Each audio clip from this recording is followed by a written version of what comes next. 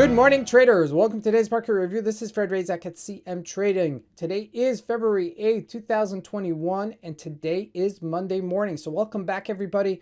Hope you all had a beautiful weekend. Now, looking at the highlights of today, we're watching the NASDAQ and the Dow Jones in pre-market trading to all-time record highs. Now, no major economic events of the day, but as we look at the various markets, we're looking at the British pound rallying to the top of the range and the euro jumping versus the USD. The NASDAQ and the Dow Jones at all-time record highs as we spoke, and looking at oil pushing higher for the year, first time at $57 a barrel. Gold jumping as well. Now, looking at the stocks, it's a mixed bag. We're going to take a look individually. And lastly, looking at cryptocurrencies, we're watching Bitcoin trading and retracing at resistance, but challenged at that level. So let's take a look at the markets and see what we can expect from today's trade. So we're going to first take a look at a daily chart of the EURUSD. And this was such a beautiful play last week. Okay, this is last Friday where we hit this 1950-ish level. Now, previously we had resistance at this area, and so this was really a significant area for us to jump into. Now, it did look like it was going to break it, but you see that it didn't. It held that line and then bounced to right now where we are at is 120.33, but we bounced as far as 120.60-ish level, which means we were in a 100 pip range, which is really a great range for us to be, as this has made a correctional move. Now, looking at a 4-hour chart, I do expect us to somewhere recede somewhere to the 120-ish level before challenging this upper level again. Now, really, what's the catalyst of all this? The GBP is our one to look at. Now, we're looking at a weekly chart of the GBP, and we could see pretty much as last year has, really made full circle from last year to this year where we corrected ourselves, we're higher, okay, than pre-pandemic time, okay, where we were trading at this 134-ish level. So looking at this right now, okay, our next real resistance is 137.89. Now, we do have some real estate to cover there, okay, and we are trading at resistance-ish level at 137.49. But if we do push this higher, we could challenge this previous high of 137.80-ish level. Okay, and if we break that, we could be back into this 141-ish level. Okay, so something to consider going into this week's trading. Now, jumping into commodities, forced oil. Okay, this has really been the one. Ever since we broke that 53-ish level, okay, we've been taking it higher, not even a mild pullback, okay, as this is pushing $57 a barrel. Now, this is all in the anticipation the market's going to open.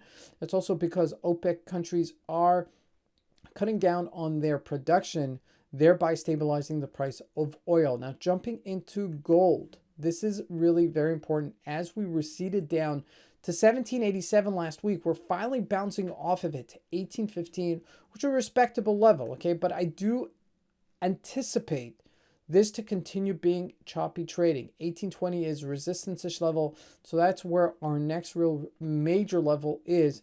1789, if that is our level for the bottom side, okay, in case that does break. But I believe we'll be trading in a range as we continue trading in the gold going into this session. Now, looking at the NASDAQ and the Dow Jones, look at this. On all-time highs, 13,600-ish level, and really just flirting with this above area. Also in the Dow Jones, we're just receding here this morning, but we're just above this 31,180-ish level, okay, which is the first time we've been here, okay? So we're only about 40 points off of our all-time highs. I know that seems like a lot here that we're selling off, but it's really just 40 points. I mean, all intents and purposes, that's as high as you can go for the Dow Jones. Now, looking at the individual stocks, all right? So it's the old school stocks, which we've been speaking about, which are up to their highs. Again, JP Morgan at 138, rallying to that 140-ish level. If we look at Alcoa, also bouncing above $20 a share.